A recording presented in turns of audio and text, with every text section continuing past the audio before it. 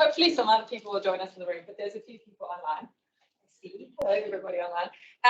I'm very excited that this is finally happening because this was supposed to happen months ago, and it was COVID and load shedding and all of the things that meant that it couldn't happen. But it's very good timing because we are excited to be doing this today because Carla has now officially joined the Division of Social and Behavioural Sciences as a senior lecturer from the Public Health Directorate and Primary Healthcare Directorate, sorry. And yeah, so we're really excited to have you with us, Carla, and excited to have some more people in the room. And so it's both an opportunity to hear about your work, but also an opportunity to introduce you to people in the division, but also more broadly in the school. And I know you're already finding synergies with your work and with other people. So we're very excited. I'm not going to do any more. Hello, everybody. Hello, all the online people. I'm sorry, online people, you are kind of a weird background thing. So I'm sorry, there's no eye contact in the room. People, lovely to see your eye contact.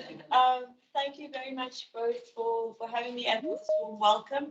And I would particularly like to thank Tsampiras and Carmen for tech and organizing and sharing, and all of you for being here, and all of you online for being in the virtual space. So what I'd like to do with the time we have available is a couple of things. So the one is I want to speak a little about the work that I've done, and why, and the kind of some things that I found, and the issues that I think are central to unpacking a component part of how we think about food and power and gender and violence. And then I also want to spend a little time towards the end of that looking at some of the other areas where there's been quite interesting work or shifts and ideas around thinking about food and aspects and components of food and inequalities and health. And maybe just take a moment to think about what that might mean, because I kind of feel quite excited that there could be a number of things that we could be doing and thinking about in the school more broadly, and drawing on the strengths of individual disciplines, but also on people's interests. So yeah, so as Lucia said, I'm busy migrating from Primary Healthcare Directorate to here. So hello also to new colleagues who have not yet knocked on your door and said hello to. I want to speak now about a paper that I wrote called Hot Chicks on Board, Gender, Meat and Violence in Food Marketing in and from South Africa. And I don't know if Leslie's online, but he sent me a question after the last one that didn't happen. So I have an answer for that question now, which I'll get to at the end of the presentation. I am going to do that thing and make, on one hand, an assumption that people have actually read the paper, and on the other, a recognition of the realities of the world means people probably haven't. So I'm going to do some edited highlights from the paper so that we have a kind of foundational space to start from. And then if you like what you hear, then maybe you can go back and read the paper if you haven't yet had time. Okay. So this article was part of a special issue that came out in Gender Questions as part of a new kind of series of scholarship being organized at UWC by Desiree Lewis and at the University of Pretoria by Vasu Reddy. And their questions are around critical food studies in South Africa, and they were particularly looking at feminist perspectives. So they asked for contributions, and one of the areas or the key areas of concern that they were interested in were these idea of what are the ordinary indexes or indices of power. Like when we look around us every day as we walk, are there things that kind of automatically create or reinforce or inscribe hierarchies? And if so, what might they be in relation to food? So I took that kind of idea of the ordinary indexes of power and applied it particularly to food and patriarchal and capitalist power relations. And I'll get to what those are and what that actually means in real terms shortly. Okay, so you may remember, some of you who were around not so long ago, when there were protests outside Parliament. And at those protests, the handmade placards and printed posters were held by thousands of protesters, predominantly women of varying ages and identities. And they made very clear assertions about gendered responsibilities for rape and femicide in South Africa. So they protested they were primarily protesting against GBV and rape, and some of these posters indicate some of the messages that were being sent. Rape is a man's issue. Don't rape. Enough is enough. Now, the placards and the protests and the sharing of grief and anger combine to form an index or indices of personal power and disempowerment. Okay, so that women could come together, could organize, could be on the streets, could make placards, could protest, shows a space, an index of power. But the converse to that was that we're still having to do this. And we're in the 2020s and we're still having to do this. So what this showed is that the kind of everyday sexism, the surviving of rape, the GBV, it forms part of what others, and I include Angela Davis in this, refer to as a kind of spectrum of patriarchal rape culture. Okay, at the most extreme end is femicide, rape, and those kind of processes. But at the other end of that spectrum are the ways in which everyday's ideas about whose bodies are available, consumable, there to act as the benefit or for the benefit of the other. So bodies that are not autonomous to themselves, but are seen often only in relation to other people. How do we see those? Where do we see those? Okay. And I raise this point because, many of you know in great detail the really high numbers of stats around GBV and rape and other forms of violence that we have in the country. And we know that there are many levels of violence are experienced between people and also across species boundaries, okay?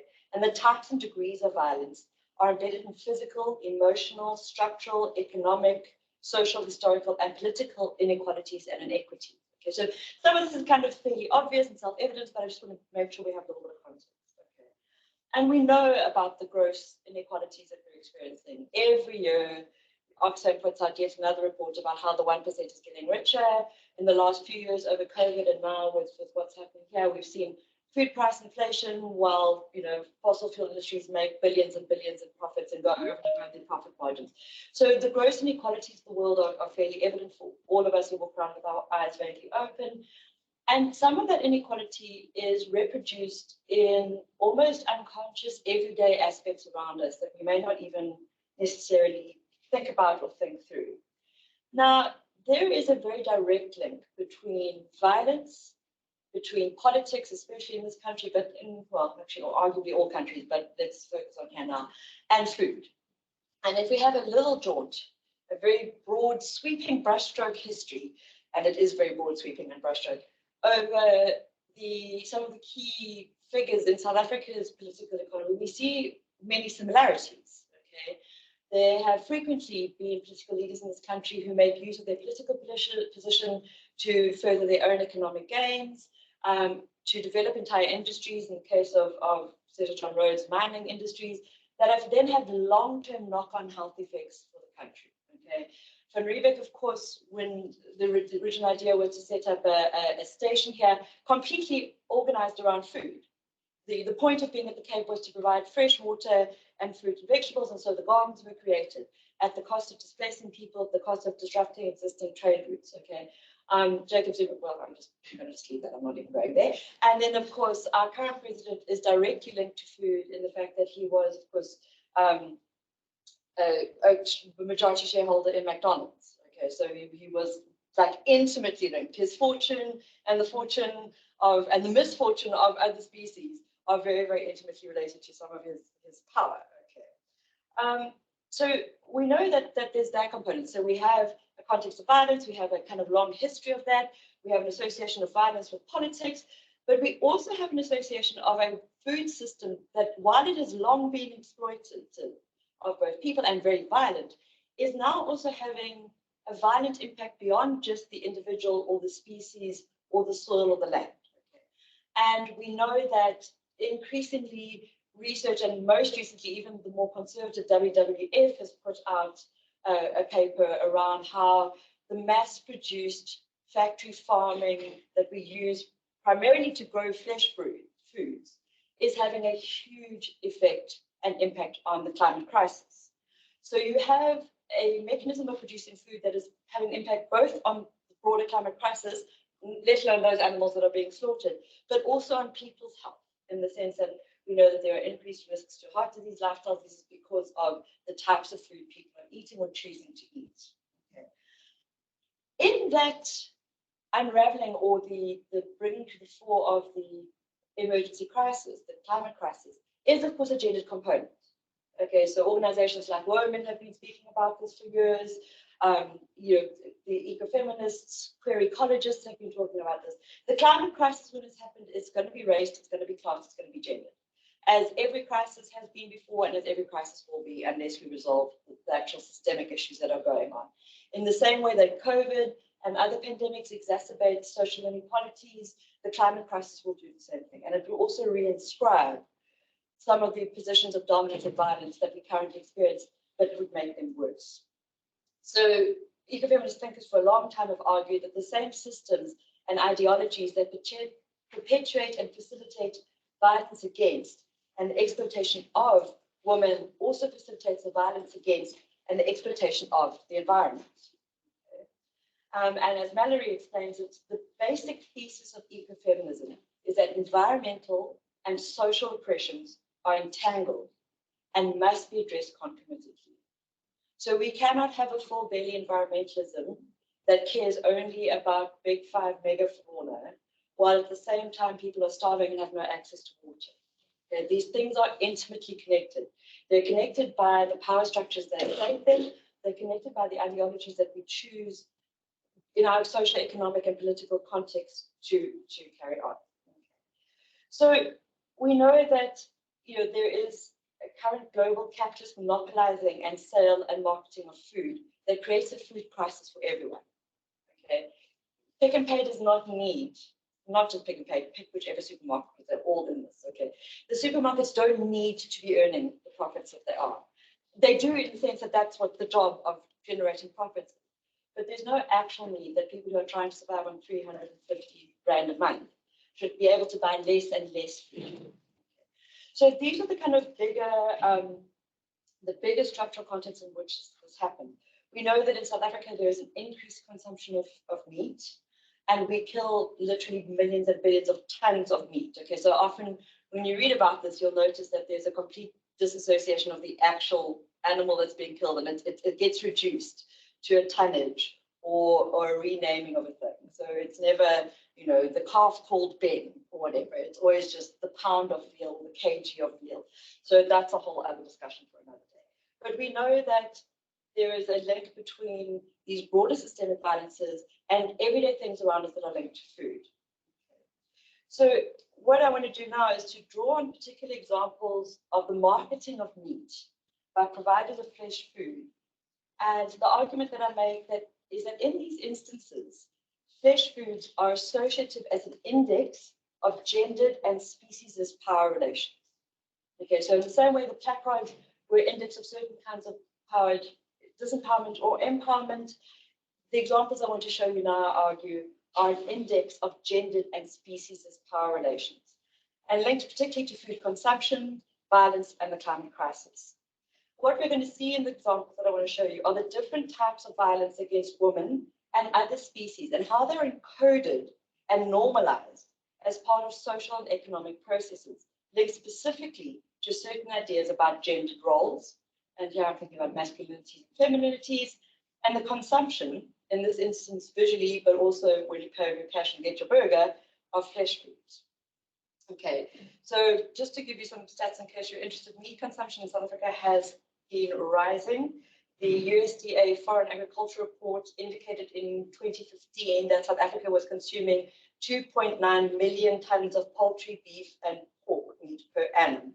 In 2019, we had produced around 1.27 million tons of chicken meat, excluding offal, which equates to around 983 million broiler heads. Okay, so almost a billion broiler heads. That's just what we're producing, and then we import on top of that. And as you know, we don't often we don't import the best, highest quality food. We like to stick a little bit of a chlorine in a chicken, a little bit of an antibiotic, and then sell it all cheap. Okay, so we're not exactly covering ourselves in glory. So what I want to make a case for is that while there are many reasons for GBV and rape that extend across numerous causal factors, the relationship between food, production, procurement, and availability, gender, and violence require ongoing interrogation. because we also know that there is spillover violence that is directly linked to the way in which we produce flesh foods. Work, most of which has been done in the US and the UK, indicate there are high levels of violence amongst and around slaughterhouses. Okay, people who work day on day on killing repeatedly or having to repeatedly partake of certain type of slaughter, there is a spillover of that violence. Okay. Now, we haven't done enough work on this here, and this is partly why I'm excited, because I think we could do some very, very interesting things. Okay. So rape and other forms of GBV are the extreme violent faces of sexism, but they're also part of the continuum of sexism that requires critiques. Critiques that, as Mohanty says, has to be attentive to the globalized economic, ideological, and cultural interweaving of masculinities, femininities, and heterosexualities in capital's search for profit, accumulation, and domination. Okay. So we know that in South Africa, and you may have your own examples of this, but things like Briar Day, or if you take the time to do this, and I really don't recommend it because it's a rabbit hole that's not so much fun to go down. If you look on Facebook, there are groups like Boobs and Bacon, which are dedicated to pictures of boobs and bacon, literally pages and pages of boobs and bacon. I'm not even joking. I kind of do the secret little collection of things like Briar Days, where it's all about the boerewors, the beer, and the babes. And so that kind of analogy, along with the way in which we understand the production of briar food, so the gendered stereotypes in which briaring takes place. So that usually means people defined as men around a fire, people defined as women in a kitchen making salad or doing whatever it is that people do. Okay, so I don't do that many briars in that kind of way, so I speak from long repressed memories. Okay. And we know that in South Africa there is an increasingly long or strict identities around meat masculinity. So Goano's work in 2006 in Informant said, I'm a man, I have to eat meat every day. But of course, not all men eat flesh, and many women do, and not all masculinities require flesh eating. But what I want to show in the examples below is that there's sufficient currency in the consumption of flesh as it relates to the ideas of men needing to consume meat, physically as well as visually, for it to be easily deployed in the system of marketing flesh foods, predicated on absent reference at local, national, and international levels.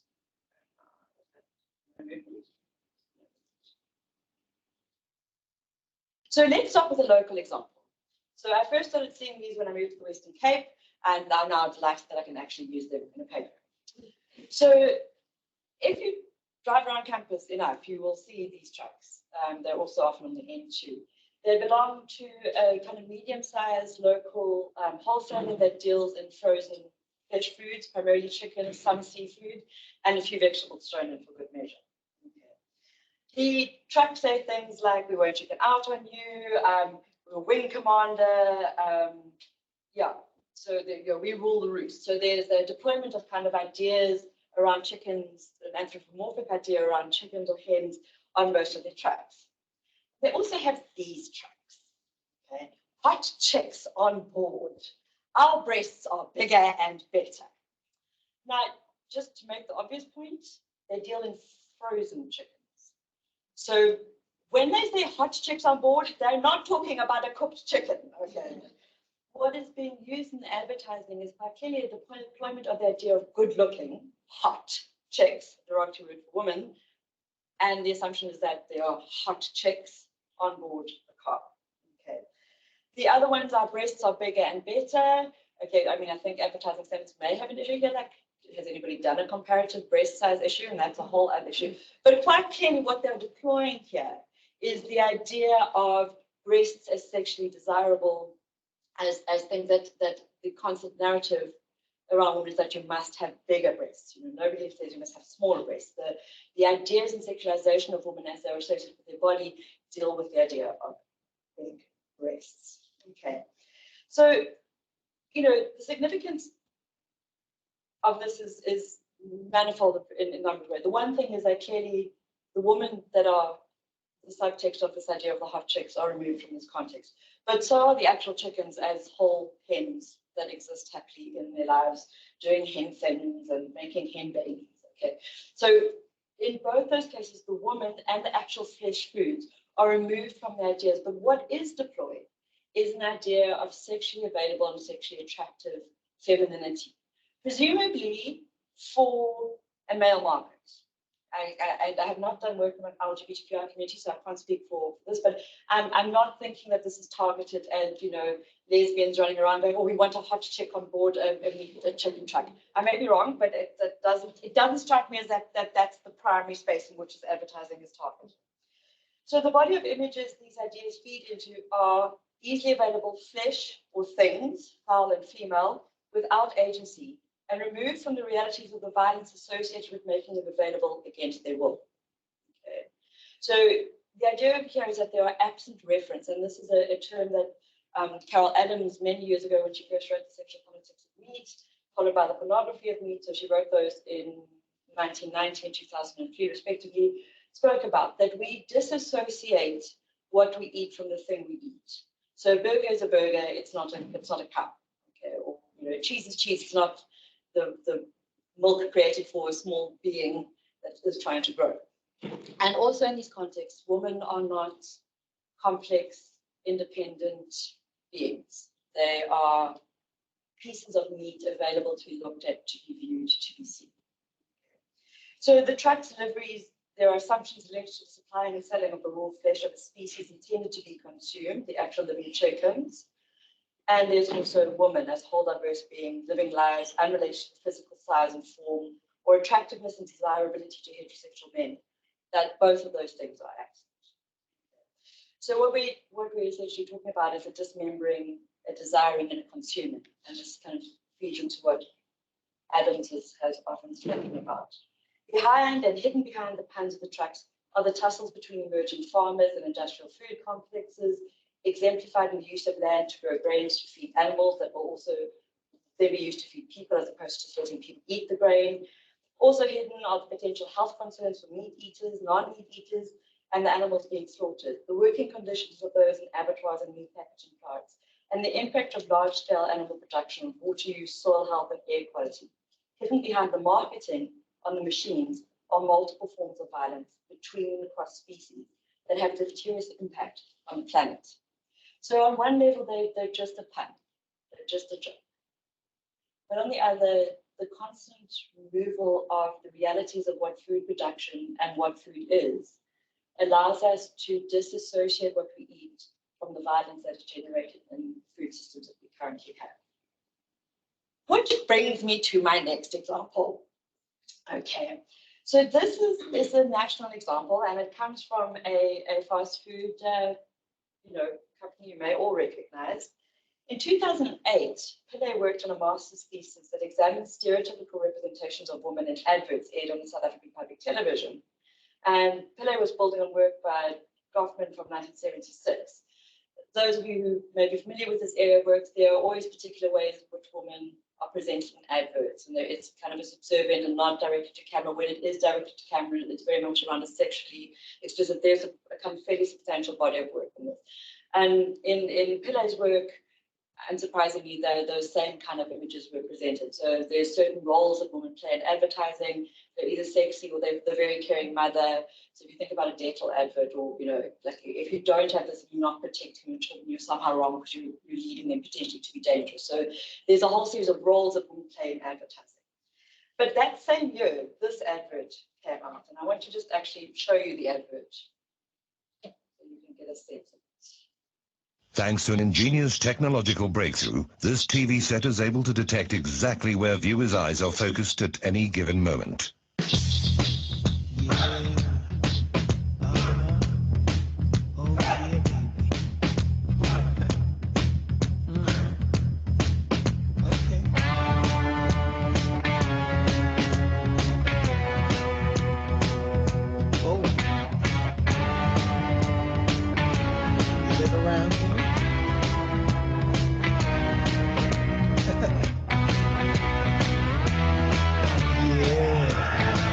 Thank you for taking part in our experiment.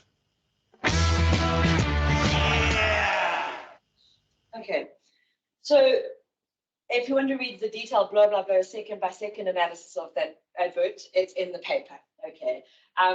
Everything from the incredibly tediously banal vanilla idea of what is erotic, which is boring beyond belief, but nonetheless exploited, to a commentary on the sound. So what you can't always hear when they play a video is that yeah guy at the end throughout the advert. There's yeah, all right, oh yeah, baby, okay, and then laughing. I remind you this is a burger. Just to put it out there. So what we see in this advert is the kind of deployment of an unimaginative yet recognizably common fantasy or pornography-inspired portrayals of women and the male-voiced interjection of approval, suggesting that the imagined viewer is a heterosexual man being invited to gaze at and comment on women and burgers. The flesh of both the woman and the slaughtered animal are offered up for scrutiny, for appraisal, and for consumption to satiate different appetites. Okay, the one is obviously the physical appetite, the hunger, which can be satiated by the burger, or the sexual appetite, which can be satiated by looking at the rather banal vanilla idea of a sexually attractive woman. Okay. So the food is now there for the physical hunger and for one's eyes to feast on. Okay, so the woman is both sex object to whet a sexual appetite in the same way that the burger becomes a physical object to satiate a physical appetite. So although we know that the meat-eating heterosexual man watching the advert is meant to identify with or be the viewer, this stereotype also raises all other forms of masculinity. Okay. It assumes that there are no men who would not find this offensive. There are no men who are feminists. There are no men who are, not heterosexual. It deploys a very particular idea of what masculinities are meant to be, a deeply problematic one. Now, the issue with adverts, of course, is that they have a life outside of spaces that they're in. So this advert also got discussed in an online discussion forum on a thread called on my broadband, and members were talking about what they thought of the advert and what it said, and have you guys seen the advert? I think it's not working because I ain't looking at the burgers. Neither am I. That chick on the wooden horse stool. So again, this idea of women as chicks and chicks, that constant casual referencing. There are burgers in that advert. And then to take the kind of idea further, I'd like that with some barbecue sauce. So this is outside of the framing of whatever the advertisers intended. The discussion and the narrative of flesh as being there to be consumed. And you remember we're also the country that did the sushi on the bodies. Okay, so there's a long trajectory of this. Okay. The idea that the flesh is there for consumption to be had whenever wanted is reappraising these. And we know also that there are things like, so this one, that ad makes me hungry. Can hungry be a word? Yes. Horny plus hungry equals hungry. Okay. So we see here a very direct implication. Later on in this forum, one of the forum users who identifies as a woman goes on and said they don't actually like the advert. They find it, disturbing, problematic, and they just get shut down. It's just, basically, you don't like it, leave, don't, switch off your TV. Women's perfume adverts and shampoo adverts have women doing similar things. So a very flat reading of the advert by other people in that. So that is an example. And of course, Steers has done very kind of gendered specific adverts while they did the hooray burgers, or hoo-ha, and they did whole kind of things where they exploited ideas and toyed with ideas of masculinity. So it was like men walking down and eating the burger, and it was great that you could achieve it. So there is a constant deployment of this. But Steers looks positively well behaved when we start thinking about men. Okay. So this is an international example of a Nando's advert. Now, just to be clear, Nando's likes to do this thing about how South African they are, but they're actual holding companies in the UK. When you try and look at their profits over the years, they actually don't release their profits, how much they make in South Africa. So you can track their profits in other countries where they're required to release it. You can't actually see it for South Africa.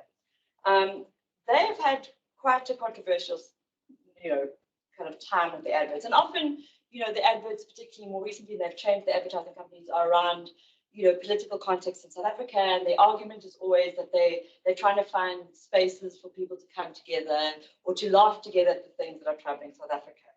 And that, might very well be the case. In 2018, the chief marketing officer at Nando's, when asked about, the company's reputation for quoting controversy, said Nando's went out of our way not to be controversial, as this implies a sense of division. And frankly, what we need as the country now is less division and more honesty about our collective challenges. And perhaps so. But in earlier examples, in fact, Nando's has not always stuck to that. So some of you may remember this advert, okay, which was a kind of woman who was kind of playing a very stereotypically dumb blonde woman, and she's on the phone and she orders a burger and chips, and then her breasts are so large she can't see the chips. So she says to the waiter, "Where's my chip?" And then the waiter pulls the plate out and the chips are actually being hidden by the size of her breasts. Okay, this is the closing scene to that advert in 2008, and the tagline is "The bigger, fuller, bouncier, double-breasted burger from Nando's." Okay, so like this is not higher grade visual, but like those things are fairly evident. Also, the Diet, the Coke Zero as a whole, that's a whole other paper. Now, this advert, an advert in Australia that showed a woman working as a pole dancer, was taken to the Australian Complaints Commission and was pulled off the air. And then came 2016. Okay, so now we're 8 years down the line. Okay, so, and Nando's releases a full-page advert in one of the largest circulating newspapers in India. The advert looks like this. Okay. So it says, "Try something you can grab with both hands." And then you get the whole chicken, which is displayed. And underneath the paragraph, "We don't mind if you touch our buns or breasts or even our thighs. Whatever you're into, enjoying any Nando's meal with your hands is always recommended." At a point in which discussions in India, after really violent rapes on public transport, was at its peak. Okay. There were pushback and response, groups complained. People asked Nando's if they would have run this advert in the UK. So would Nando's have used the same kind of idea of availability and grabbing of women's bodies, or another creature's body? Everybody was concerned about the sexist nature, nobody cared about the chickens being grabbed, but that's a second story. Okay, so that was taken, there was much concern raised, and Nando's issued this apology on their Nando's India Facebook page. We sincerely apologize for any offense caused by ad published today. Our intent was not to offend anyone. We promise to do better in the future. So one has to ask what the intent was then. Like, what was the intent of saying you can grab what you like with your hands when you like? The constant referral to breast, buns, and thighs. Like, what was that meant to be? What was it then? Nando's never answers that. They never, in any of the comments that they never explained what the idea was. Okay, and I say this because in the report on a visit to South Africa in 2015, Rafael Simovnik, the UN Special Rapporteur on Violence Against Women, indicated that in addition to the unequal power, gender relations, patriarchy, homophobia, sexism, and other harmful discriminatory beliefs and practices, the continuing stereotypical portrayals of women in the media was one of the additional triggers for violence against women. Now, if we extend the idea of media to include marketing of flesh foods and not just sort of films, we see that there is a very direct correlation between these everyday indices of power that we may not even become conscious of, and a way in which a society creates for itself a space in which certain bodies are there to be had, as and when desired by another group of people. The constant association of women, or more specifically disembodied parts of women, with the disembodied parts of other species are irksome enough. Okay, so whether you eat flesh foods or not, to be a woman and to be constantly have to deal with your body being used as an item and an item for objectification and gazing is one thing. And for the women and the people who do not eat flesh, the constant layering of violence across and between species is an added aggravation. In addition to the perpetual threats or experiences of many types of violence, from microaggressions to femicide, associated with the everyday actions of being, walking to a post office, going to school, staying home, going to the toilet, receiving nourishment or sharing food is also layered with violence reinforced by visual images that it is not always possible to shield oneself from. So the examples discussed above show the way that food has become associative as an index of patriarchal and gendered power relations evident in South African food marketing, from the level of local, provincial wholesaler, to national fast food chain, to rapidly expanding international fast food chains. Women and other species are already absent reference in these examples. While in the face of the climate crisis and its relationship with the processes, ideologies, pathways, and systems that shape the food industrial complex, the planetary system becomes an additional absent reference. So when McDonald's sells you the burger, they're selling you the burger, not the destruction of the Amazon rainforest. Okay, constantly are these spaces.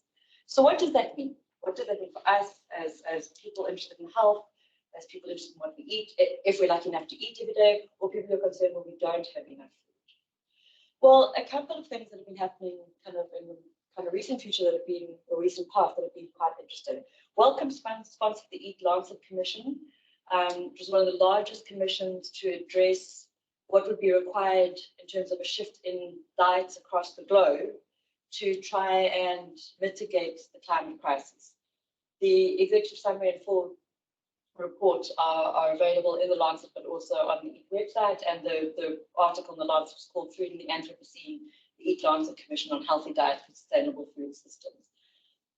Unsurprisingly, the recommendations is a reduction in flesh-based foods, an increase in plant-based foods, kind of mechanisms to try and ensure less food distribution across global spaces to cut emissions.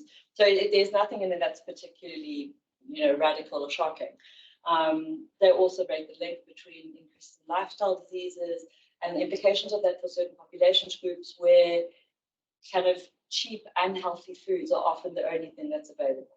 So but it is a very scientific response. Okay, so there's not a lot of discussion there from social scientists or artists or people working in humanities.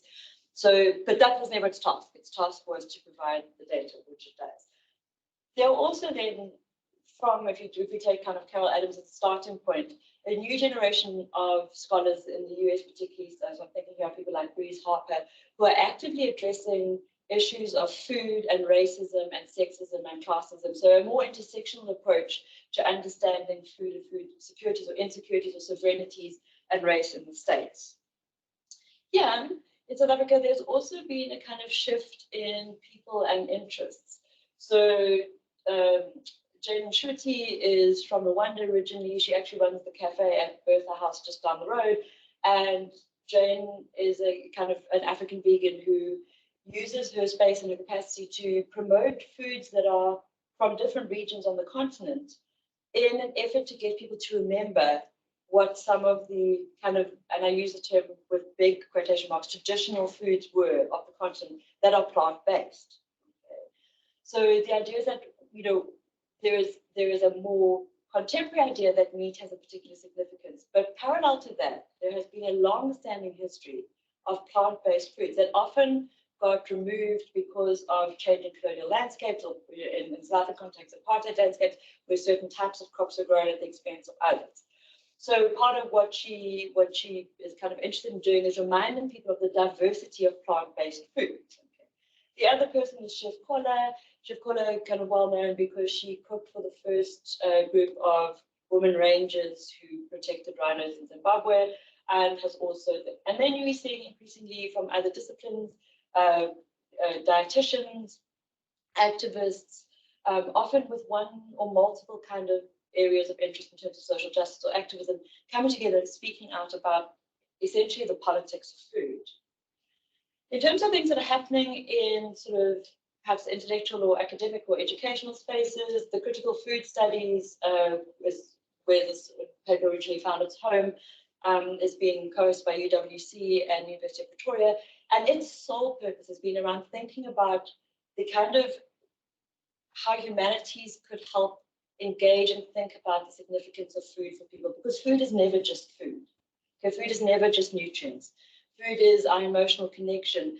Food is, our hungers for if we have or didn't have it. It is around the way in which we understand our bodies and nutrition. It's around, it could often be around quite complex familial relationship. It's around emotion. It's around, food is never just food. And critical food studies has helped, has been starting to think about that. Environmental Humanities South has been doing work with fishing communities, for example, to look at the challenges to small-scale fisheries in a light of kind of mass-produced or mass industrial-scale fishing trawlers that can come in and deplete an entire area and potentially destroy communities because livelihoods are essentially obliterated. And then with Medical Health Humanities Africa, it's an area I'd really like to pursue further. Other spaces in which has been interesting kind of engagements have been with Animal Law Reform South Africa, who worked together with other institutions to think about some of these questions. So this was a seminar held earlier this year exploring the intersections of violence against women and animals. And, you know, there were kind of these ideas around what is the theoretical relationship. So the questions around how we think about food and how we understand the food productive system and the way in which we engage with it and what that means for inequalities is starting to be explored in multiple formats. One of the discussions that came up here was a senior lecturer working at the Center for Applied Legal Studies. His PhD looks at if extending laws to protect companion animals, so what other people call pets, could facilitate removing people from cases of abuse. Because abusers may use the threat of abusing a child or a companion animal as a mechanism to keep a person under control. If you can extend the laws, can that help facilitate getting people out of violent contexts? Okay, so on one level, a very kind of obvious link, but not until you actually think about it. So there is a movement towards thinking about these things.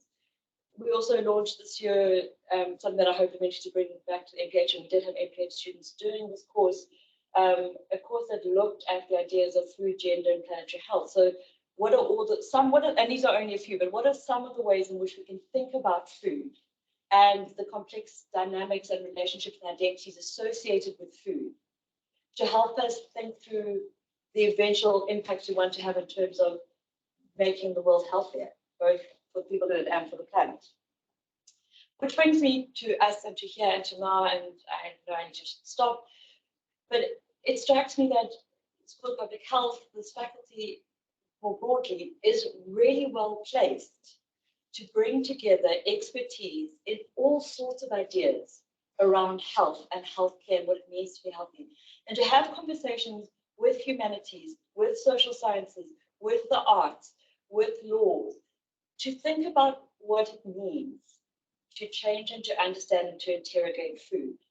And it's not easy, okay? Like kind of after sex, I think people are very touchy about food and about what they eat and why they eat it and what they will or won't give up. And there's a vast body of work in psychology that deals with these issues of what makes people resistant to changing diets, okay? So there is a huge potential in terms of where the field is going, and particularly with both the intense inequalities we're seeing and the increased hunger that's going on, and not because there's a lack of food, but because of the way in which we distribute food, and the concerns we're increasingly having about health more broadly for individuals, for communities, but also for the planet. So that's a long way of saying I think there's really fun stuff that could be done here, and it would be really cool to start doing it. And I think what we have is people who are skilled in multiple spaces and understandings of health and component parts of it. But if we brought together, we could start doing some really interesting work. I mean, I have fantasies of a kind of whole food stream where people could do different components. Like, what does it mean to work out, you know, the economics of food? What would it look like if we worked with dietitians to work out realistic, achievable goals? What does it mean when the Gogoleta Urban Farming Initiative is creating corridors of food sovereignty in spaces so that people are not dependent on supermarkets? Like, there's as many questions and topics as there are people of interest, and I think it would be super to do more of it. That's my story. Thank you very much.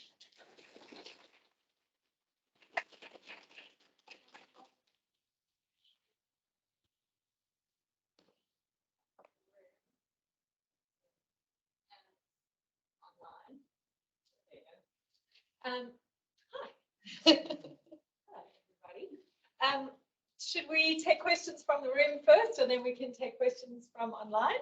Are there questions in the room?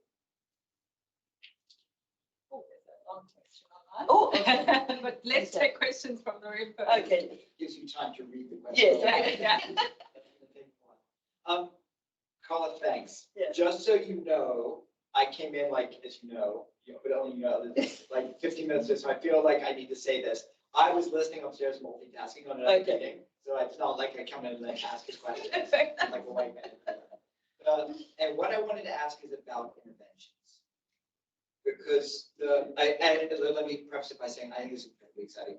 We've had conversations. I think it's incredibly exciting. I agree with your potential in public health. In listening to your talk and reading around this, in the meta discourse, one of the things that and then thinking about its application in public health, one of the things that I'm not there yet, and I want to hear your thoughts on how should we think about interventions. If public health is ultimately wanting to go from understanding to intervention, not just to stop at insight and say it's complicated, but say this is how we're going to change things. What are the kinds of intervention possibilities that you see in your vision? And I don't mean specific things, but like avenues of thinking. And in particular that we could tap into, this faculty very well, that as a faculty, you think we could be thinking about that? I mean, I think there's a number of things. The most obvious one for me is about how interventions are done. So interventions need to work in parallel with people who are already doing the work.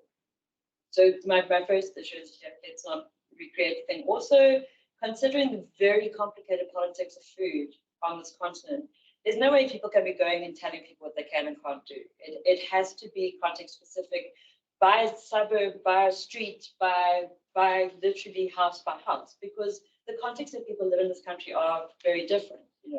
It's nice that if you can afford, what's it called, a Beyond Burger, but a Beyond Burger is pretty much a grant gone if you buy one packet. So pointless. So what do we want? Beyond Burger is not helpful for addressing those kind of issues.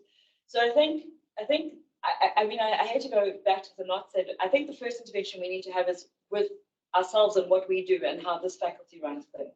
Like just here, okay. Just like, so as a vegan person, if the riders aren't here at lunchtime, only now have I just discovered there is a vegan bowl apparently for 55 Rand. So it's a little over the allocation for students for the voucher, okay, that can be bought in the thing. Okay, almost every event we go to has a very minimal idea of a vegan or a vegetarian option. And I'm not saying everybody must, ideally I'd love everybody to not eat the meat, but if people are going to eat the meat, then let's eat the meat. But we need to think about how and why we eat. Like that would be is the first thing. To just interrogate that.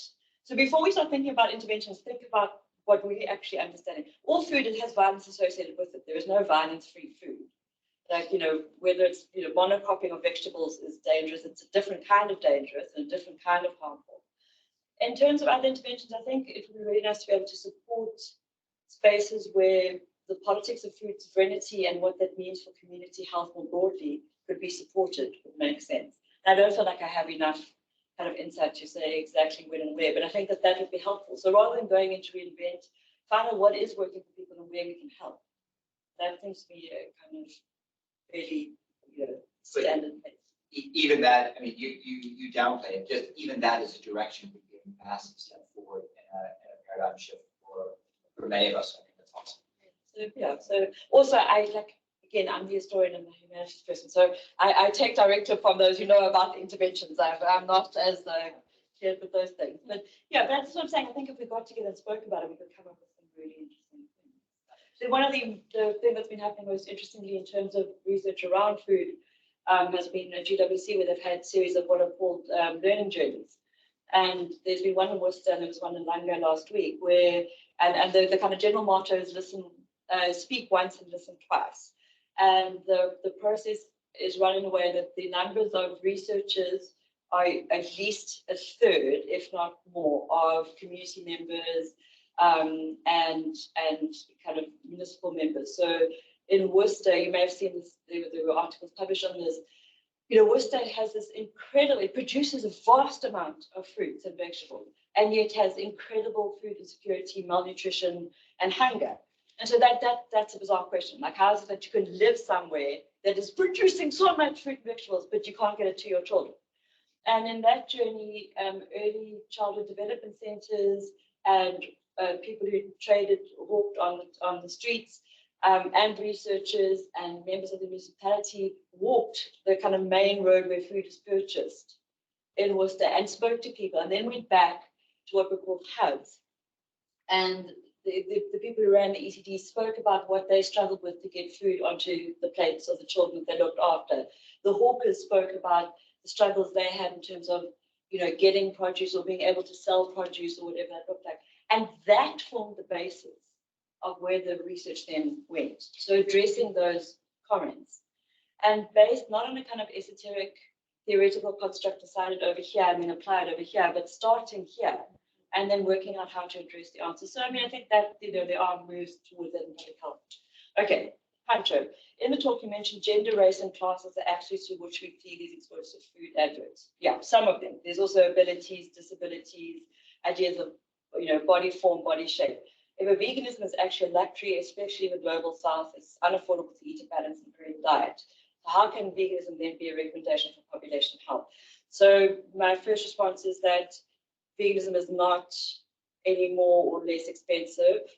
The cost of food or the reason for meat often being considered cheap is because of subsidies, because of trade agreements. So all that nasty chicken that came and that was sold off cheaply is hugely and heavily subsidized. We know that there are no supportive subsidies for kind of healthier food. So even if you eat meat with the vegetables. So I think the vegans you're talking about sounds like lifestyle veganism, which is, when you must buy the kombucha and the everything, pre-packaged, pre-made, and that's not the same thing as eating more plant-based food. I also think that the notion of veganism needs to be unpacked in your question, so I'm happy for you to kind of unpack them a little more. It is completely possible. If you follow the Green Dietitian, she actually does cost breakdowns of balanced foods that you can buy from any supermarket. So it's also not, because sometimes you see like international websites and they're like, go and find the organic Sichuan. What's it? You're like, what now? Where? Okay, like what? What is that even? Okay. People like Jane Tussi's, Jane's food is everyday food. It's cassava leaves, it's plantain and stuff that is we have on the continent in abundance, but we maybe have turned away from. Things like, so if you look at like Tanzanian-based meals that are built on beans. Okay, so coconut, because there are a lot of coconuts. It's also about using what you have around you.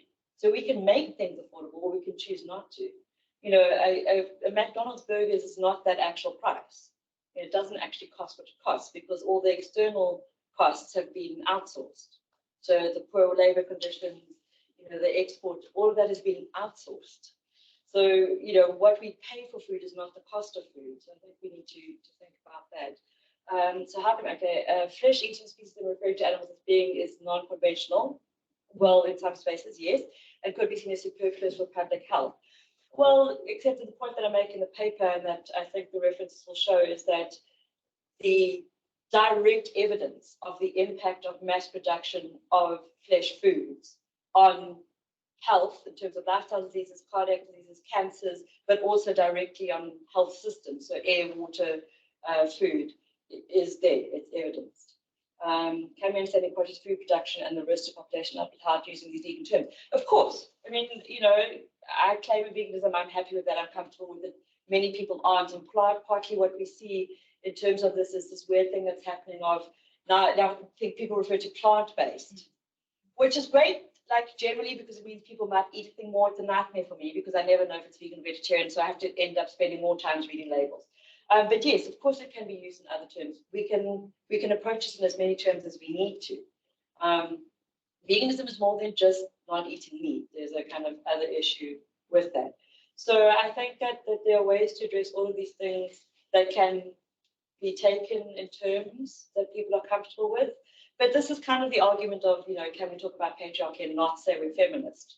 Or can we only rebrand feminism as something that you get in a t-shirt at Foschini's or Truist? There's a tension there. So I'm clear on my standings on both those positions, but I understand that, people at different parts of their journeys around thinking through food. So it may be necessary to use a terrible term, kind of rebrand things for people to find a book in. Okay. Other questions? Are there any other questions online? You said you had a question from Leslie that you wanted to respond to. Oh, yes. So Okay. So Leslie asked after the last one about whether there'd be any similar work done around alcohol. And the only piece that I'm familiar with is a paper that was done by a Mozambican academic. One of the beer brands in Mozambique launched a kind of rebranded a bottle. It was a lager, but the name of the lager was something like the term for it was like the Black Beauty, or it was a kind of colloquial term that meant women who were voluptuous but also kind of easy. So there was an overtone around sexual availability and alcohol. So that's the article that I'm most like that I know most about, and it made the point around the correlations between alcohol and violence, and how maybe this wasn't such a smart plan. In the South African context, what you see most obviously is the ideas of who drinks and who can drink what. So those of you who are old enough, a few of us in the room, may remember when Castle Light first launched. Their advert for Castle Light had women drinking the beer. So like it didn't count. And in London in the it must be in the late 1990s, Budweiser launched a Budweiser Light campaign that it was on all the bus stops. It had this kind of woman with this long dark hair, this very little white outfit, all very sweaty, with her kind of her skirt, or the outfit hooked up so you could see most of her thigh, with a bottle of Bud kind of languishing warm, against your hot thigh. And the tagline was, I don't chase men who can't run after me. So it was this very interesting moment of both like body shaming men, but also, kind of turning the idea of the desirable prize if you drink the Bud Light. And I remember it was quite fun because I remember going, oh, this is outrageous, it's objectification. And a part of me was just like, really, like now you notice. But I left that because I think it's good that people must come to realization. So we have seen in certain types of alcohol advertising that there are deployments of these ideas, but they're often also quite class-based. So, it's like pub sucks don't really get advertised in mass media, whereas like the bottle or the thing. So there's also a class overlay that plays with it. And you see that in a lot of the meat advertising as well. I mean, obviously, if you look at, so the next paper I'm working on one day, if you look at Father's Day inserts in newspapers, Father's Day is like, there's often a direct association between meat, technology, whiskey, and men. They're always like if you open the overlays, like the kind of, in the same way that for Mother's Day, it's always like, and men, yes, you see, I was telling you, it's such a good title, I'm going to move it. And then the same way that for women, it's always like, pink things, it's like very pink and bubbles. And don't get me wrong, I love a bubble, I love a chocolate, but like I don't need it like packaged to me as a part of, central part of me identifying as a woman. So, I know it's bizarre that, no, it's absolutely outrageous and we just shouldn't allow it. Okay.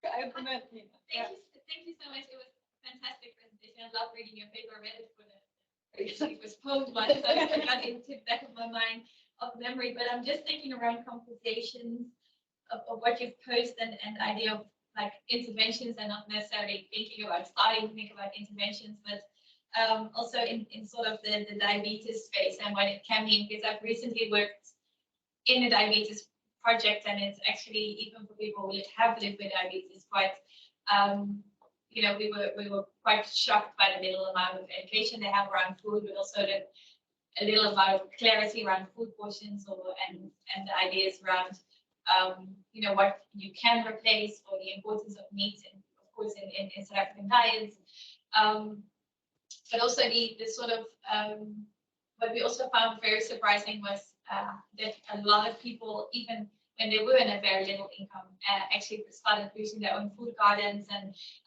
very little patches. And actually, you spoke about like how they produce their food and how they substituted their diet, but also not just how themselves, but also their bigger support structure and their families actually benefited from them and benefited from actually going back to the source based on something, a lifestyle illness that was that happened upon one of their family members. So I think there's like a lot of like interesting conversations around that. And I hope you can find someday a time to actually explore that a little bit more in detail. Absolutely. I think, and there's also, there's this interesting thing. So often one of the shorthand solutions to food insecurity say, well, everybody must have a vegetable garden. Okay, but that often that pressure is put on people who have the least time to be able to manage. Like you don't just like fling a seed and hope like shit is gonna grow. I mean, like it actually requires like there's actual work involved. Okay, and yet often the kind of argument is, oh well, well let the poor people grow their own food, and like. Okay, and everybody else who's mass consuming and over consuming, what we just get a free pass if you're like middle class or whatever, you can just waft around and do your like that stuff doesn't make sense. Like it's not so. But the converse to that is that a lot of the movements that are looking at food sovereignty are talking about exactly that thing. The connection with understanding where and how food comes from can have a kind of a health benefit on people. There's something about touching soil, about watching something grow, about understanding how we connect to a thing that is often removed because of the way, especially in urban context. So this is the other issue, that there's a vast difference between rural experiences and urban experiences. And often, it's like the urban is taken as the default, whereas in fact, there's much to be learned from women who've been supporting their families for years and years and know how to grow a thing, and what can be taken from that. But I think it does have knock-on benefits, even if it's just a reduction or a change. But but also people are fearful. It's like often you get the diagnosis or you have this thing, change your diet, but who helps you with that? Who sits with you and says, this and this makes sense, this would look good, this is a plate, you must try and have a fistful of this. Like that stuff is deeply absent. And things like actual engagements with nutritionists and dietitians who have that kind of understanding of the complex relationships of food, as opposed to just, I remember Funke saying this, that there's kind of this constant thing just about, it's always about just like measuring nutrition, but it's about food is about a lot more than nutrition. Yeah, and it's also about navigating social occasions. Yes. It came up a lot about like how are you navigating certain social occasions around, so in certain communities, especially if it's around like brine, like a lot of food consumption in general, and feeling isolated as a result of that. So yeah. No, anybody who's lived or grown up in a meat-eating or meat-intensive household who's vaguely changed diet has a story about that. I mean, my mom refused. She just overboiled vegetables when I came back from university and said I was vegetarian. Like she was like, you're just not eating anything then. Like I will make elaborate meat meals, but and blamed it on poor cooking at the res system, because in her mind it was like I was doing myself harm. Like it was damage. Like the kind of origins and significance of food in my family are such that to not have meat is somehow making yourself less than. It's harmful. It's depriving. It's about deprivation. So those things have a huge impact. It's really, really, those social contexts, arriving for a big event, a familial event, and there's and you either have to bring your own food or you're the one that's like, oh, she's coming with like the social censure is severe. So I think we need to address those issues as well. We can't expect people to just switch like that. We don't understand the complex relationships we have with food. thank you. Thank you. Thank you everybody online. Thanks for sticking around. And thank you for those of you that came in person. It's lovely to have you and to see your face. Very lovely person. And this is the beginning of our conversation with the school and more broadly in Australia. Lovely to have you and welcome. Thanks everybody.